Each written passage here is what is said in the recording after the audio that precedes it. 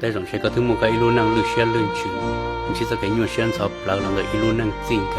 我认识到我们的包，那是这种些路线和大是呢，第一个这个路木知道，哎，你要到西抓你要木年，一人要到干木比多一路能去。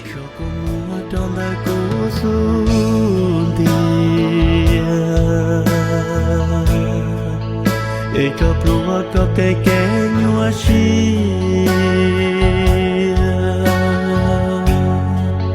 chia ít chia cho trong